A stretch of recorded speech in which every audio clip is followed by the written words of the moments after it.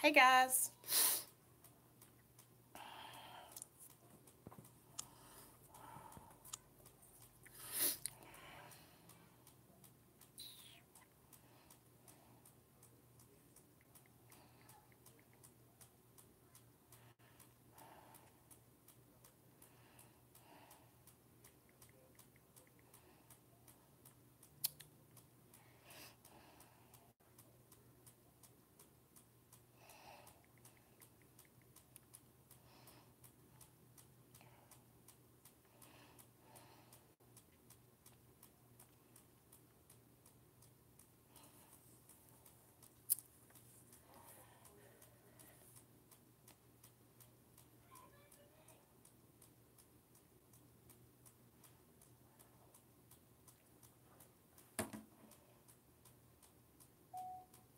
Hey, what's up, guys? I'm live over on my YouTube channel, Real Talk Recovery. So come on, join the conversation.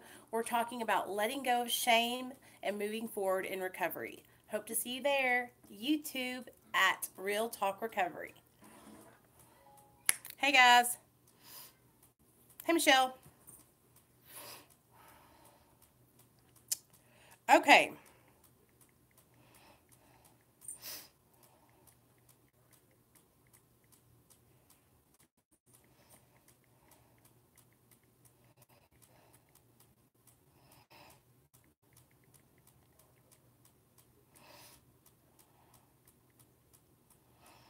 So I wanted to talk about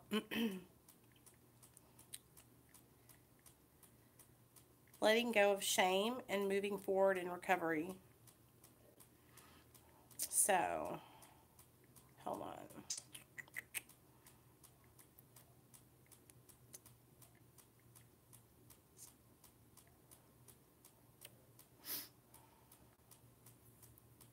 Hope you guys can see me good. And I hope I'm not like breaking up like I was before. So, I hold on, let me get myself situated. Let me get myself together.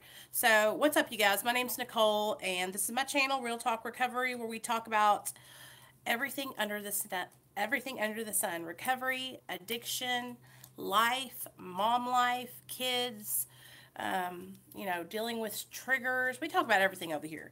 And basically, the reason I made my channel is for support. And it has been such a blessing because ever since for the past year that I've had this channel, it's just been, it's been a blessing. It's helped me so much in my own recovery. And I feel so grateful to have this platform and all of you to help me in my recovery. So, today, I wanted to talk to you guys about shame, and I wanted to talk to you guys about stigma because I think that they kind of go hand in hand. There I am.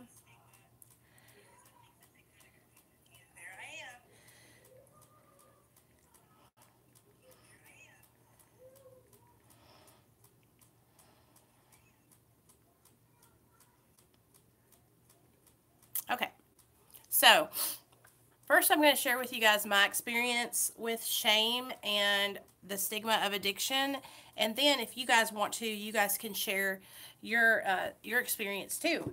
So, my name's Nicole, and I've been in recovery since July 13th of 2015. Um, Girl, I just had a bowl of spaghetti and it was delicious, but I only had one bowl, you guys, just a small bowl, and I feel really good about it. I didn't overeat, and it was delicious, and it was home kept, nice and hot. My boys are happy. They're both downstairs, just got done eating and now they're happy. I actually got some yogurt and strawberries and oranges and bananas and grapes for dessert. So we're going to have like fruit salad with a little bit of yogurt. Okay, so mom's doing it today. I'm on point today, and I got all my laundry done. So with I didn't have a salad, but I made salad with the dressing, not ranch, but the Italian dressing. So I got all my laundry done and I'm set and I'm ready to go into the week, you guys. So I'm excited, Um, yeah, so I'm doing good. I'm starting out the week on the right foot. You know what I mean? So I wanted to talk to you guys about the stigma that goes along with addiction and how a lot of us, when we first get into recovery or when we're trying to get sober, we feel this like heavy shame, like, and it's because of the stigma of addiction, because people look at addiction like it's this moral failing, like we don't have, like we're people who just don't care, don't have values, or just trashy, and that's not even what it is. It's like addiction does not discriminate. Addiction doesn't care if you're rich, poor, employed or unemployed, tall, skinny, short, fat. It doesn't matter. You know what I mean? Like addiction does not care. And so I feel like when we get into recovery, we have to not care about people judging us. Like, and that was hard for me. Like, I used to care so much about what other people thought that it would keep me sick. Like, I couldn't focus on my recovery. I couldn't focus on doing what I was supposed to be doing because I was so worried about what other people were going to think about me or what were they going to say, or especially like when I first started making videos, it was scary because I thought, if I share these things, what will people say? If I share, my deepest, darkest, most horrible moments in my active addiction, they're going to use that against me. And I was afraid to be vulnerable, and I was afraid to be transparent because I didn't want to get hurt. Um, for the most part, I have had a really great experience sharing my testimony and sharing the things that I've done in my addiction that I'm not proud of. But I have had some people try to hurt me with my own story, just by taking blows at me or trying to, fabricate things and make them what they're not. I'm living a life of recovery today. I work really hard to take care of my son and my husband. I am no, I do the right thing. I live my life right. Hey Amanda, welcome. Welcome, girlfriend. Um, for the when I first got sober, a lot of people made me feel, or a lot of people kind of projected this idea that I and it wasn't people in recovery that already share their experience. It was people who don't understand. Like, shh, you shouldn't tell anybody that you're in recovery. Shh, you're supposed to keep that a secret, And listen, there is anonymity, and some people choose to keep their recovery, anonymous, and that's their choice. But that's the thing. I'm not anonymous, and I choose to share my story because one, somebody shared their story with me, and by me hearing that, it opened up something in me. It made this light bulb pop on, and I was like, yo, oh, she's been down like I have. She's gone to the bottom. That's why I share like these really bad things with you guys, because listen, if I hadn't heard a woman share that with me, then all I thought in my mind was, I'm the only one who's done this. I'm terrible. I'm never going to get sober. No, I'm the only mother who's ever abused drugs while she was pregnant, and but that's not true. Like, I heard other people share their stories, and when I heard them share their stories with me, and I understood, and they shared how they're recovering now. So that's the point. The point of me sharing that horrible things that I did in my addiction is to show you, now look, now I don't have to live like that anymore, and I'm making better choices, and I'm thriving and growing in my recovery. And it's kind of like, see, this is where I was, but now this is where I'm at. And that's what I want to show you guys, is that you can be here and you can get all the way over here, and all you got to do all you have to do is be honest, open-minded, and willing, and stay persistent. Don't give up. When you think you can't go another day, when you think you want to throw in the towel and give up and go get high, just don't pick up. If you think, okay, this is it, fuck it, I can't take this anymore, I'm going to go get fucked up. Call somebody. Get in the recovery chat and talk to all of all the people that we have in there. Get connected with someone else and tell people, I've got the fuckets today. You know, and I don't know if you guys have ever heard of it, but the fuckets are a thing. And a lot of us addicts and alcoholics go through that. We're just like, fuck it. And when the fuckets come on, that's bad news.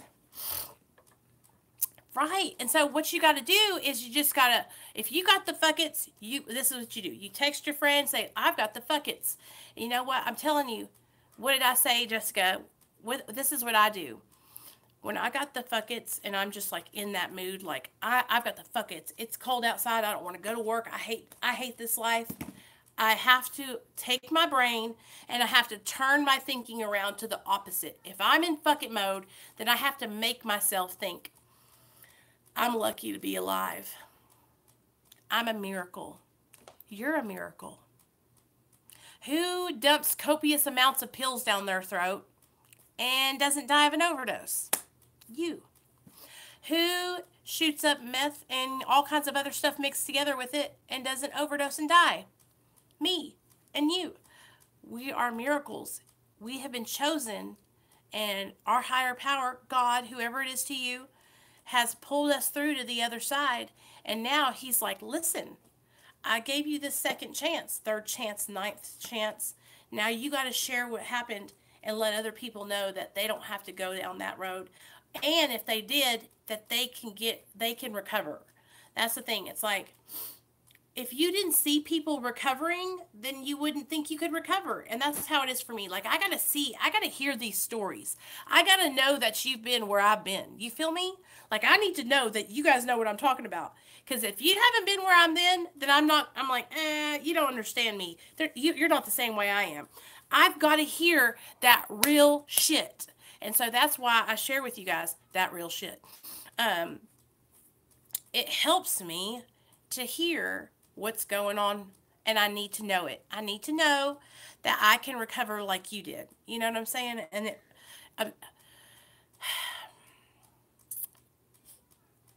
I don't ever want anybody to think that I'm glorifying my drug addiction. Listen, you guys, my nose is itching. Oh, I got a dog hair or something in there. My addiction was, at the beginning, it was all fun and games, right? I was young, I was pretty, life was good, or so it seemed. But when I got older and I became dependent on my drugs and I had to have them to function, life, it lost the appeal. And I think a lot of us start out like that, where it's all fun and games, it's like cool. And then as the farther down we go, that coolness, that appeal to use and drink kind of wears off. And that's where I had gotten, when I got pregnant with my son, I was at the end of my rope. Like, getting high was not fun anymore. Getting high was not cool. I got high so I wasn't sick. I got high because when I didn't use, I hated myself. And when I wasn't high, I wanted to take a knife and slice my throat. When I wasn't high, I wanted to get an ice pick and gouge my own eyeballs out. Do y'all know what I'm talking about? So I would get high so I wouldn't have to feel those feelings. And now I don't feel like that. Today, I don't want to slice my own throat. Today, I don't want to stab my eyeballs out. Like, today... Okay, Amanda, I'll be waiting for you, girl. Come on. Today, I don't want to gouge my eyeballs out. Like, today, I actually enjoy being alive. Because when I was in my active addiction, I didn't want to live. I wanted to die every single day. Hey, Patrick. Welcome to everybody. Welcome. We're talking about shame. shame and leaving that shit behind so that way we can recover and move on with our lives and use that old shit to help other people because there is a purpose for the stuff we did. We didn't go through all that craziness for nothing. We went through that craziness so we can share that crazy shit with other people so that way they can see that we've been where they've been and they can come out of it too. People would call me telling me they will bring me. I know. Me too. Hey, Raising Christian. Is that Carla? Hey, Carla. You changed your channel name, girl. So, and then I also think about, this is another thing that I've been thinking about a lot. I had to go through everything I had to go through, y'all, to be able to be here where I'm at today. And I know you're probably going, what? You mean, I mean all of it. I mean, I had to go to prison.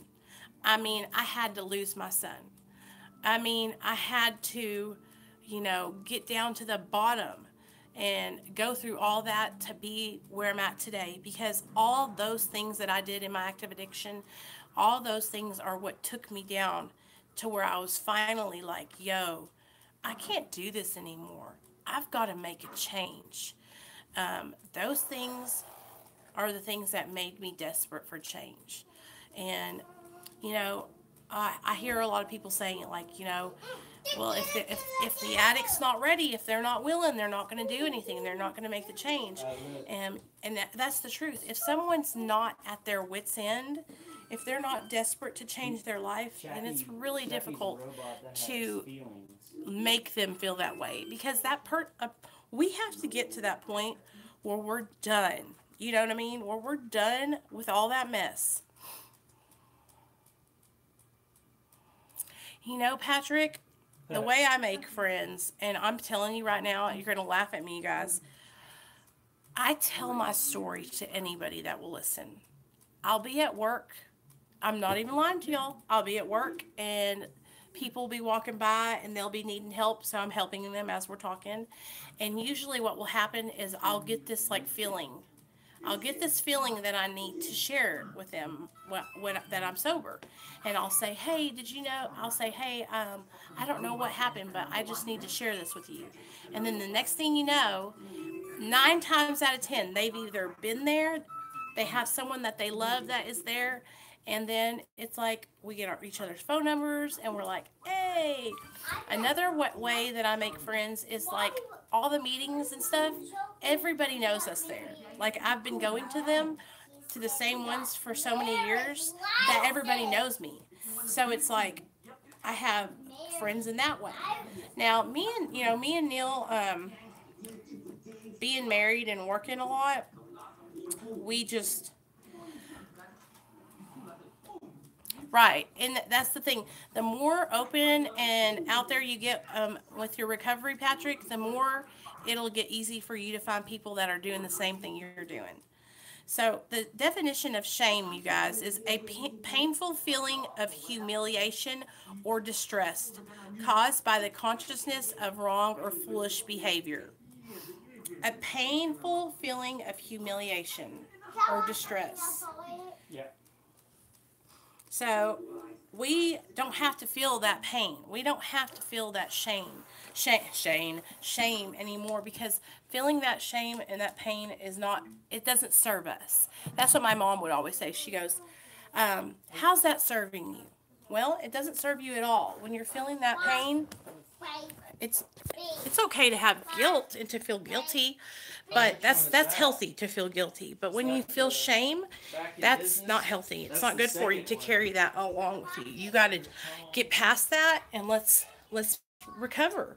Let's recover from a hopeless state of mind and body. So, Patrick, another way you can make friends is they have some really awesome recovery conventions that go on in all these different states. Also, there's a bunch of Facebook groups, you guys, that are recovery Facebook groups.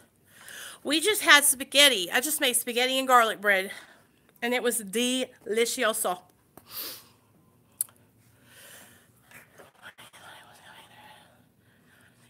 I right, Jessica, I hate that feeling. So making friends, it's hard. I'm the same. Me and Neil first got into recovery, we were afraid to make friends with anybody because when you think about it, I was like, if I make friends with these people, what if they burn me? What if they end up relapsing? And that's the thing, you guys. Like, I've had a lot of friends that were sober with me that started out sober that ended up relapsing. So, Amanda, if you don't mind, what are you ashamed of, girl? Because that's what you got to let that shit out. That shame, what is it doing for you? Is it helping you? Is it serving you well? That's the thing with my shame, the shame of using when I was pregnant with my son. I would cry, I would sob my eyes out, and I would sit in that shame. I would sit in that pain.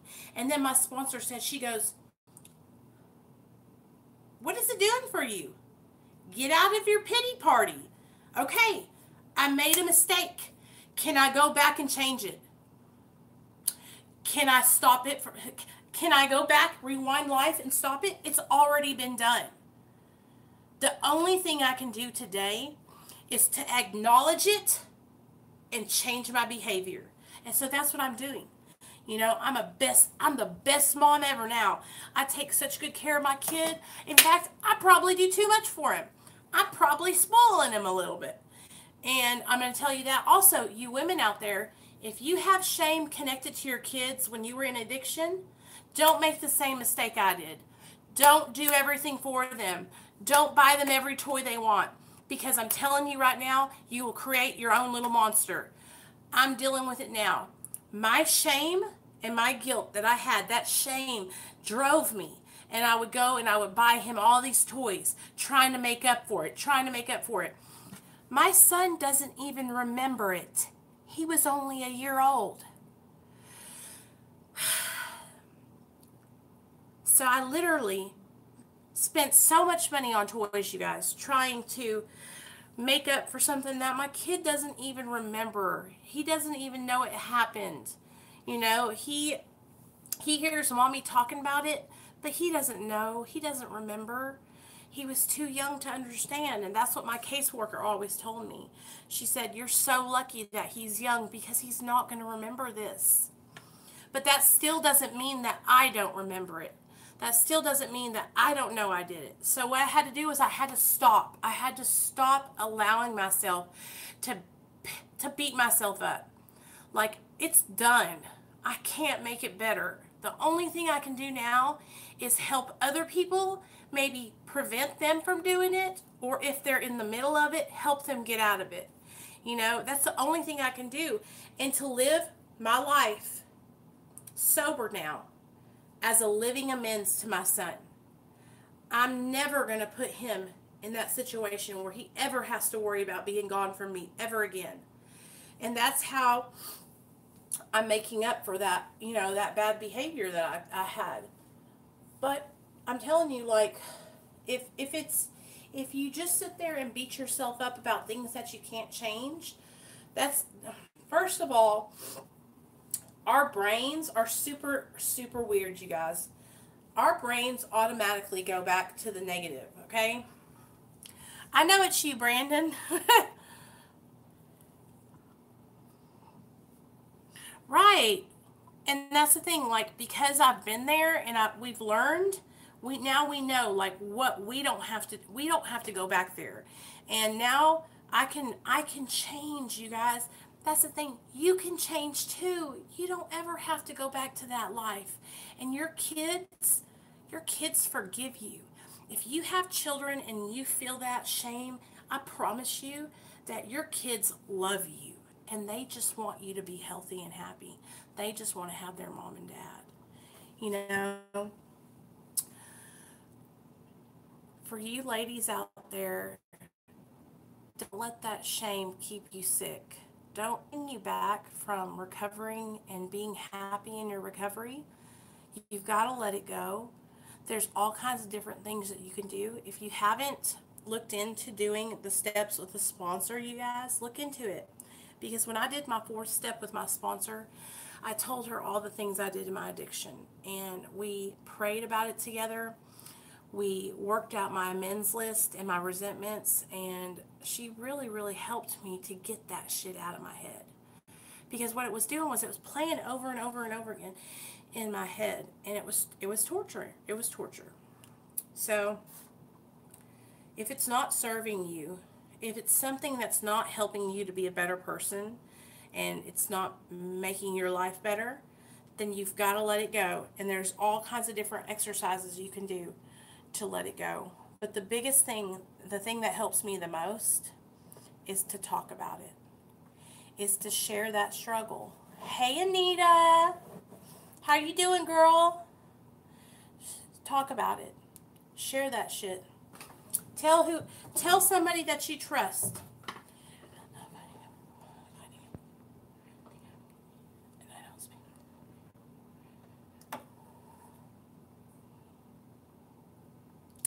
So, Patrick, you don't have to be in a relationship, baby. And you know what? Here's the thing, Patrick. Being early in recovery, you don't need to be in a relationship. You know, parents put a lot of pressure on us, especially men. Your parents. I know I'm not a man, but men have a lot of pressure put on them by society and by their parents and women, you know, to be this big father figure, to be the working dad who makes all the money. And you know what? I'll have to have Neil come on my channel and share with you guys. But my husband goes through the same thing.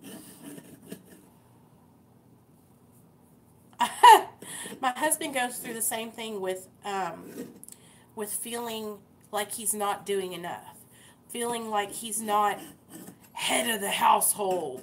Do you know what I'm talking about? That manly head of the household kind of stuff. And that's the thing, you guys. Like, if that's not your vibe, then that's not your vibe. You can't be. I know, right, Brandon? You can't be what you're not. Okay? If you're not, you know, a big manly, you know, head of the household kind of guy, then that's just not your gig.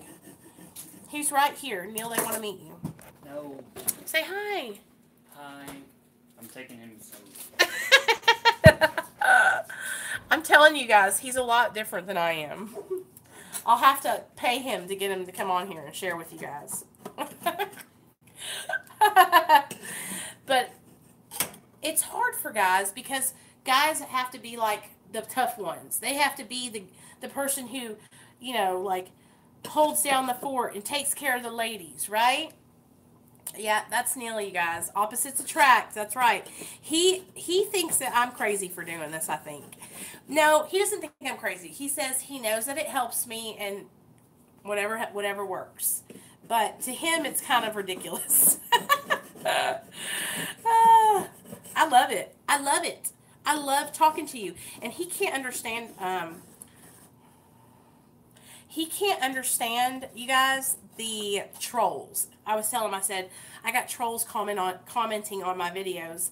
And he goes, I just don't understand how, if people, like, why would they do that? Why do they follow you? And I'm like, I don't know.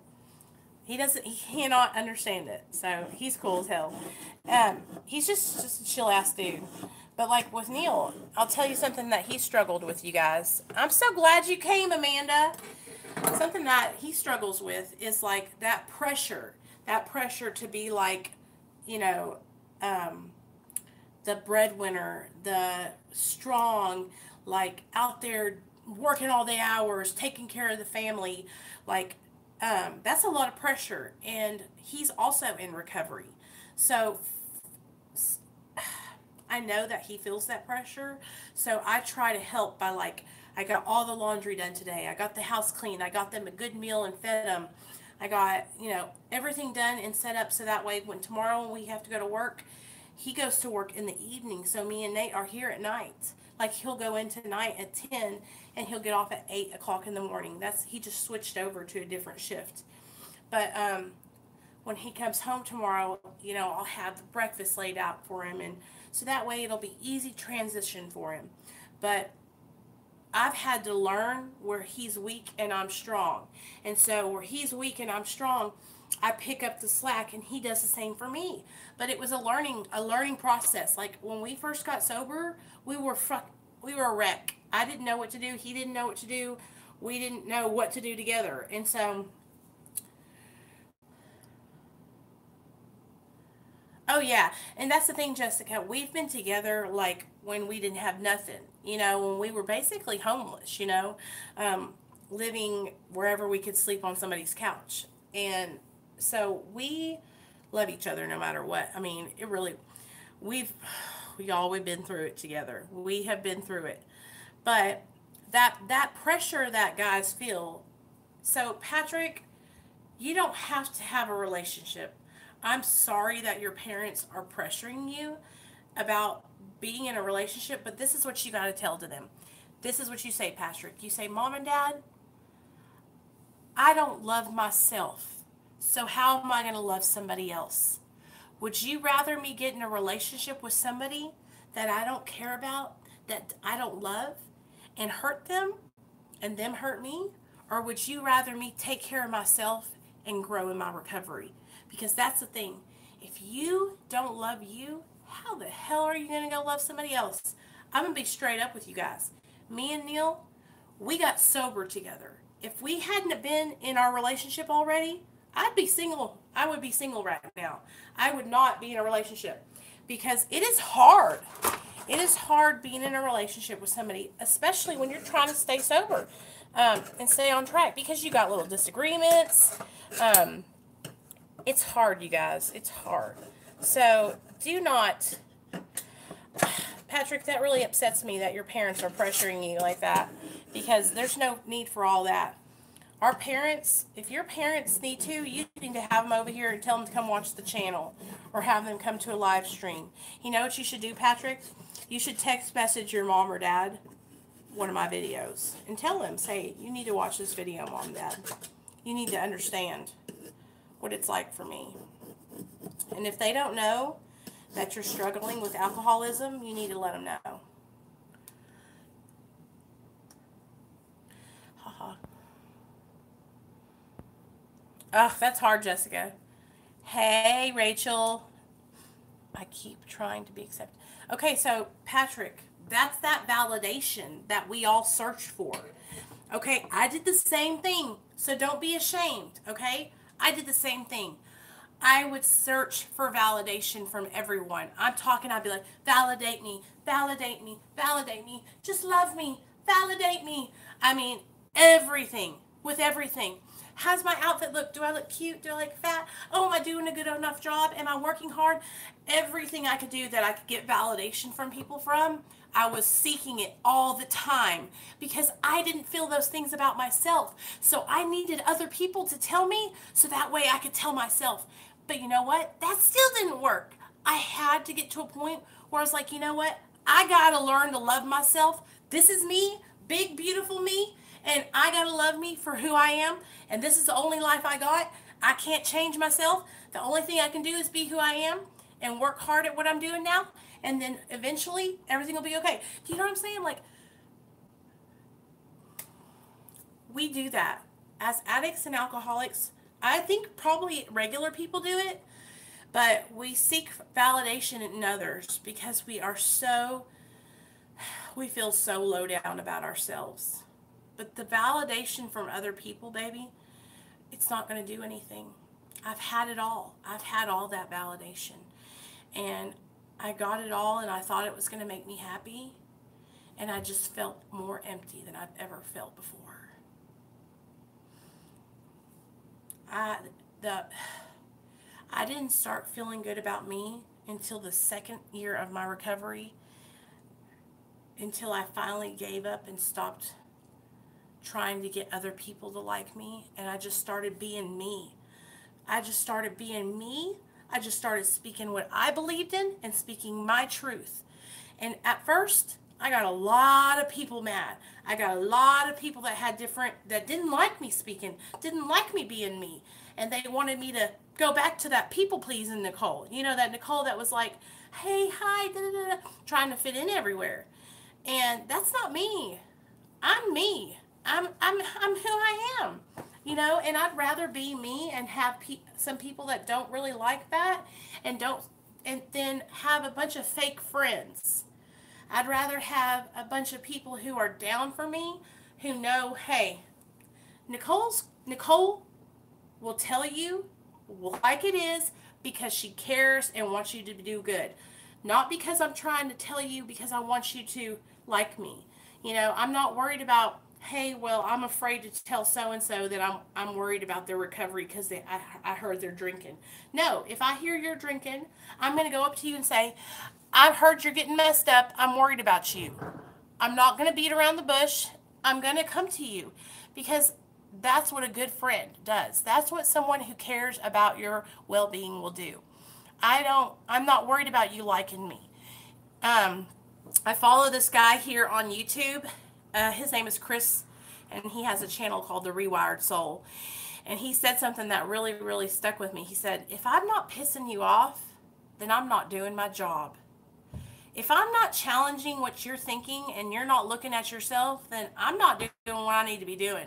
Like, I want you to walk away from my channel and think, wow, I need to look at that. I need to change this, or let me do this, or wow, she said that and that hit me. That's how I feel. Like, I want you. I've been there. Like, I still struggle, you guys. But Patrick, self-love is a journey, baby. So just know that. It is a journey, and we've all been there where we hated ourselves and we didn't know where to go. And some of us are still there. That's the beauty about this, you guys. We're all at different stages in our recovery. Okay? But we're all here together. Yes, Anita.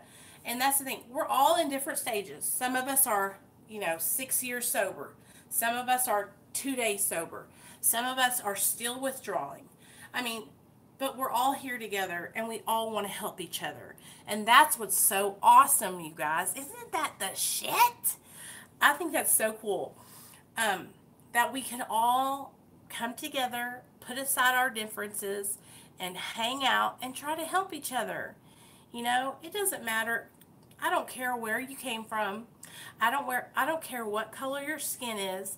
I don't care what your drug of choice was. All I care is that you're like me. We've been down that road and we're trying to help each other. That's all I'm trying to do.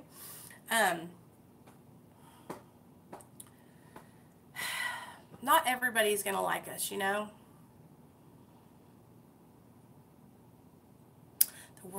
The hardest drug to quit was Xanax. Hands down. That's why I tell you guys, opiate withdrawal, psh, easy. Suboxone withdrawal, psh, I'm not even worried about it. Xanax was the hardest thing I ever freaking put down. Because it's like, I don't know how to explain it. It just makes you feel like dog shit. And it's all in your mind. I don't know how to explain it. It is, Christy. Because this is what I think. I look around and I'm like, look at all these people on my channel. We don't know each other from Adam. But we've all been down the same road. We've all had a hard time. Jessica, I don't know why. The reason I think it was so hard to quit Xanax is because I was on it for the longest time. I took it, I was on it longer than I was on any drug. Because I used to get it prescribed to me when I was like 17, 16 years old. I don't know why. It was just difficult because it really messed my mind up. It really made me unbalanced. What's my opinion on psychedelics? Well,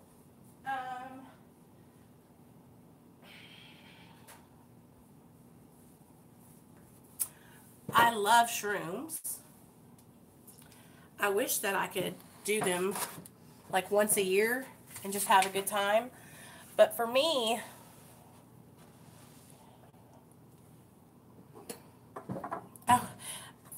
I abuse stuff too bad, y'all. It's like I can't just do things like my friend Roberta. she went and did this ayahuasca, right? And she went and did it and had a spiritual experience, right? And then that was it. But it's like me, I can't just do stuff like that. Like, I'll do it and then I'll go find cocaine. Or I'll do it and I'll go find meth. But I think that I feel like if you're going to do any kind of psychedelic, you need to do the natural ones. Don't do acid. Don't do, you know, ecstasy and Molly. That shit's dangerous. I've been there, though, you guys. I've done it all. And, sorry, you guys, my bra is driving me crazy. Sorry, guys. I know there's men on here, but y'all can't see me. Okay, there. Okay. Woo! Free them girls.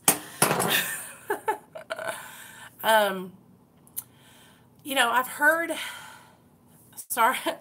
of, like, people doing, like, ayahuasca and then it having, like, them having, like, this experience where they go into this, like, portal, right?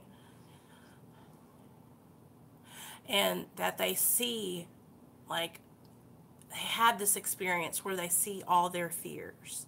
And then they come out of it. I know, Brandon, I had to, you guys. Like, you don't understand. For the girls out there that have a C cup and above, y'all know the struggle. Okay. My back literally feels like it's like I have a vice. It locked in a vice because of these damn things. Hopefully, the more weight I lose, the smaller they'll get, you guys. I'll keep you posted on that. I'm coming, Alexander. You're going to take a bath, too, after you let this load down. After you go poo-poo, okay? You said load. Yeah, go ahead. Go drop your load, boy. Load? Go drop the kids off at the pool. What's a load? Tell me what's a load. Ayahuasca, it's a hallucinogen. It's an herb or something that they mix in tea, and it makes you trip. You have a trip, like a mushroom trip almost. Go in this bathroom, buddy. And a lot of people use it, like I said, to have like spiritual experiences or whatever. Yeah. Sure, King Nate. No, it's Flocka? No, girl, it is not Flocka. Flocka is a drug that is like a designer drug. That shit is terrible. Salvia? No, it's not salvia. This is like a plant that the Indians use and they mix in tea. I don't know if it's the Indians, but something like that. Look it up here on YouTube. It's not spelled with an I. It's spelled A-U something. Ayahuasca. A-U-S-C-S-H-A-K-A. Yeah? Yeah. You're done? Okay. They can't see you, baby.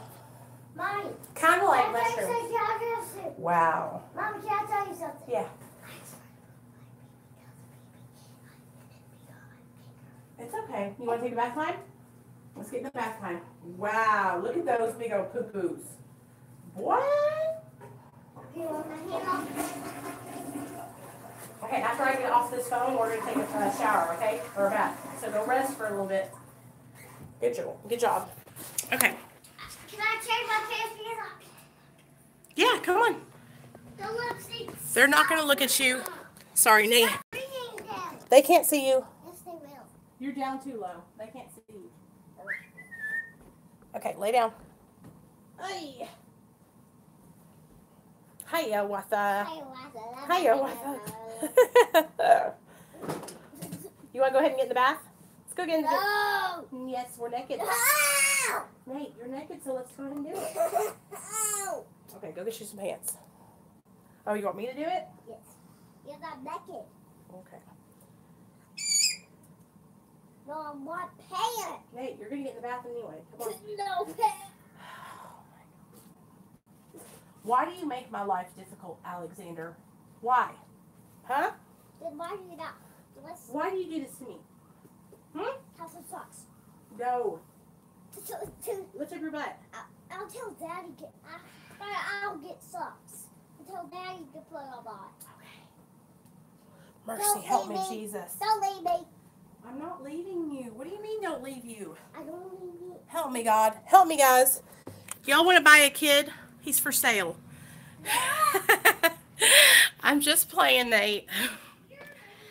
Okay, let me sit in front of Neil's closet. Okay. They do, Amanda. Yes, okay, Patrick knows how to spell it. Come here, bud. Ugh. It's pretty hardcore. So, anyway, ask me that question about the psychedelics. Go get them out of your sock drawer, Nate. And then bring them in here. I'll put them on you. What other questions y'all ask today? Okay. There we go. This is not the most flattering angle, but who cares, right? We're all friends here. As like, for me, like I'm really trying to, like when I get off maintenance medication, when I get off Suboxone, I want to be totally abstinent from all drugs and alcohol. And that's just my preference because I've tried to like dabble in things all my life, and the only place it ever takes me is to abuse. Like I can't just do things halfway. I can't just dabble, and take drugs responsibly. I have to, totally give up everything.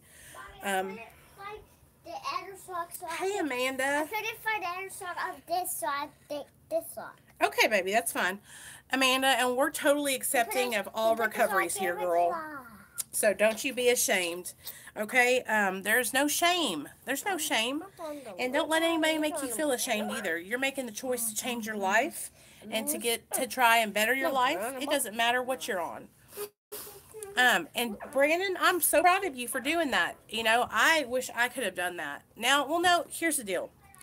I went to detox. I got off, I detoxed, and I went into treatment. I was in treatment for 30 days.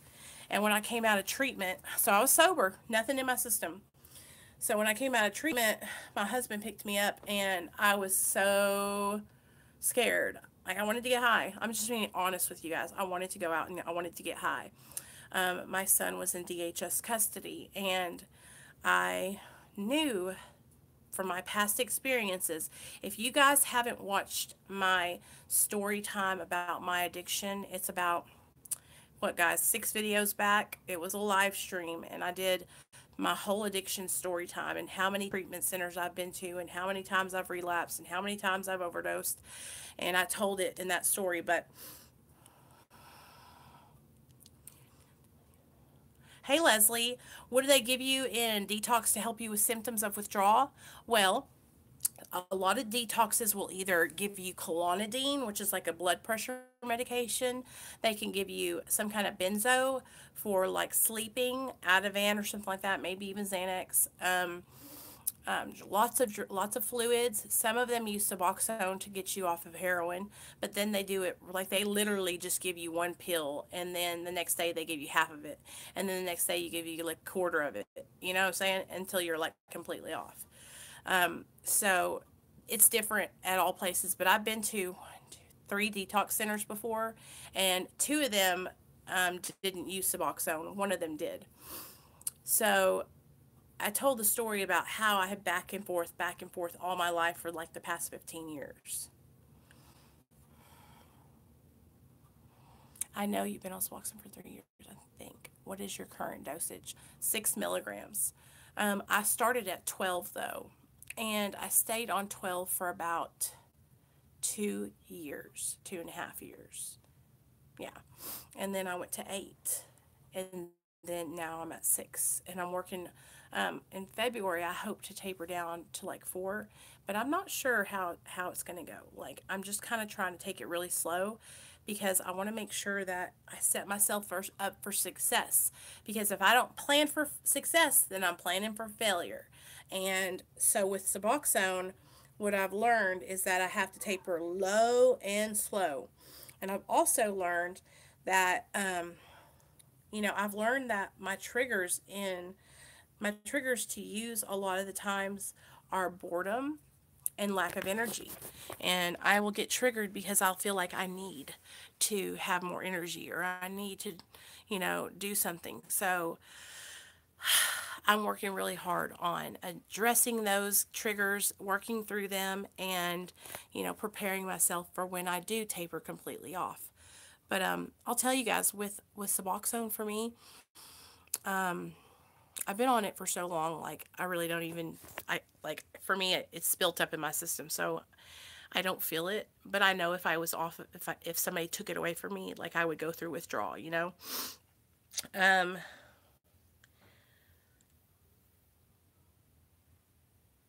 for the longest time, people would say to me, "Oh, well, you're on Suboxone. That's why you're sober, right? You wouldn't be sober if you weren't on Suboxone." And that's where I have to disagree, and I have to let people know. Like for me, I was a polysubstance abuser. My drug of choice, my drug of choice that I used for 15 years was meth. And for the last, 6, 7 years of my addiction, I was addicted to opioids too. So for me, I'm just a addict. I'm just a straight up addict. I will use anything. So for me, when I got put on Suboxone, it wasn't like this cure all. Like, sure, it took away cravings to use opiates, but like I could still go use other drugs. Do you know what I'm saying? And so when people would try and take away the hard work that I've done to change and do different, it would bother me because I've worked my ass off to change my behaviors and to be a better person and to not be around the same people that were drinking and using. And so that's why I tell you guys, if you're on maintenance, give yourself some credit. If you're not going out and getting high, that's because you are doing something different. That's because you are working it. And it's not about the medication. The medication's not making you not go get high. If you want to go get high, you will go get high. You feel me? So, yeah, yeah. If there's anything else y'all want to know, because I know there's a couple of new people here tonight. If you want to ask me any questions before we jump off here, go ahead and feel free to ask and answer anything you ask.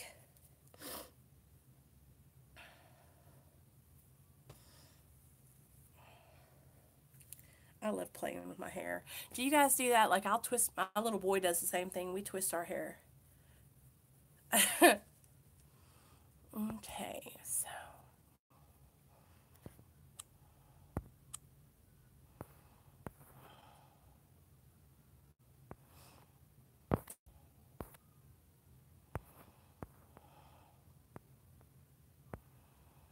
Well, Brandon, you did a great job, man. I'm glad that you did, because you know what? What do you look for when you're getting a sponsor?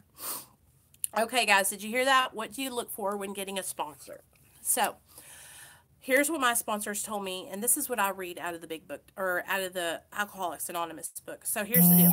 When you're looking for a sponsor, you need to find somebody that A, has a sponsor, B, has worked the steps with the sponsor. So they need to have a sponsor. Their sponsor needs to have a sponsor.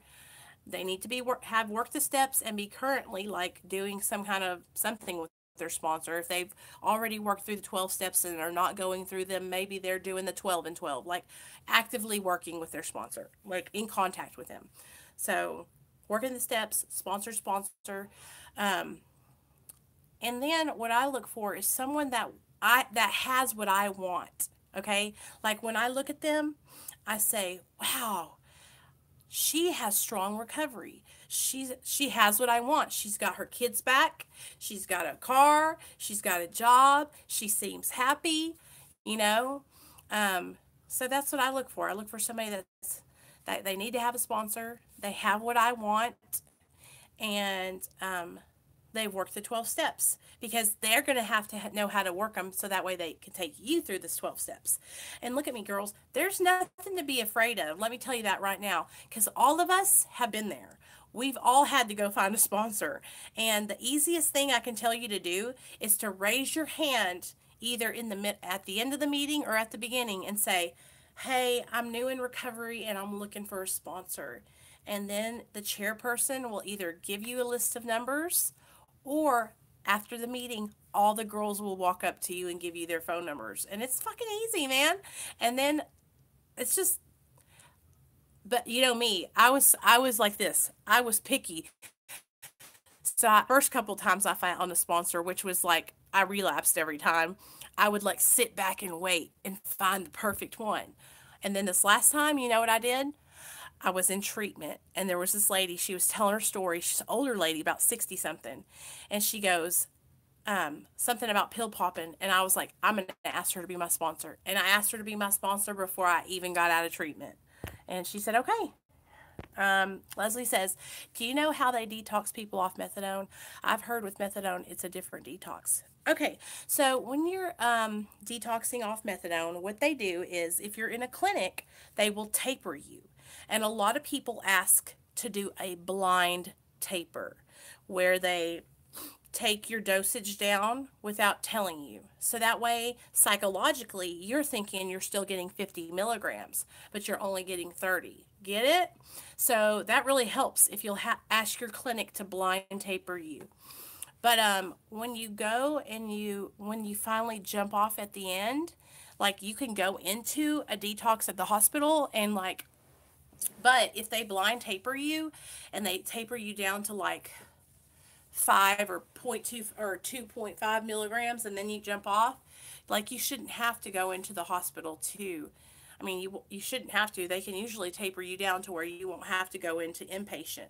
And then they can give you medication to take home as comfort meds for the next like 5 to 7 days while you're not feeling too good, you know? Because what methadone and Suboxone are both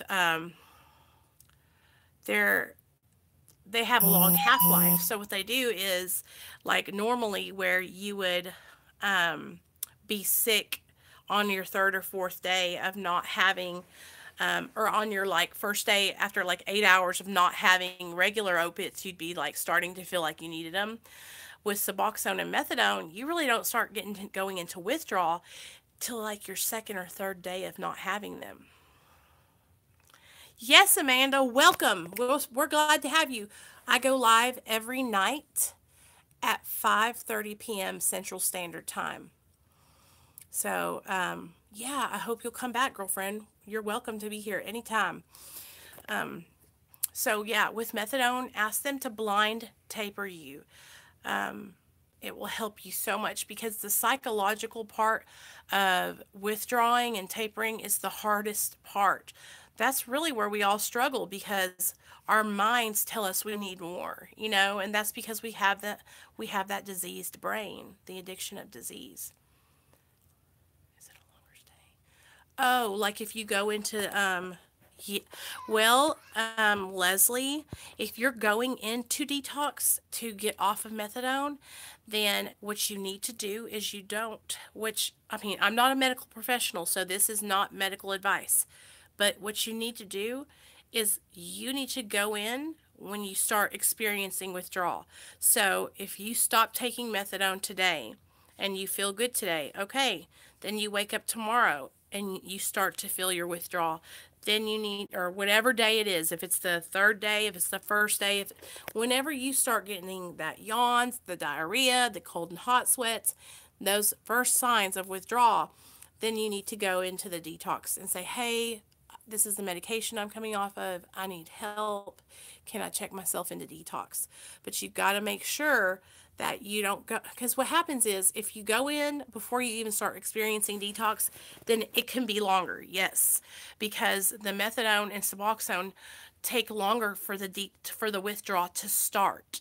With heroin, it's literally like, okay, say I did a shot at 6 a.m. on heroin. By 2 o'clock, I need another one. So good job, Leslie. That is amazing. That is so good.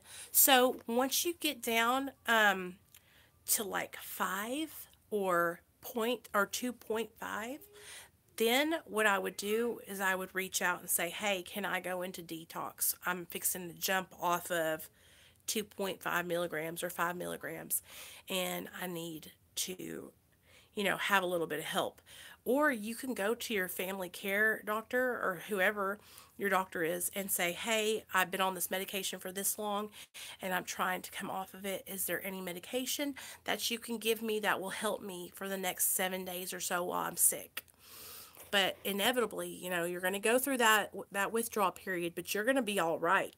And you can reach out to me and message me on Instagram or email me, and I will get back to you right away, and we can talk about that more if you want to. But you will be in good hands, and you're going to be all right. The fact that you're tapering down, that's so admirable.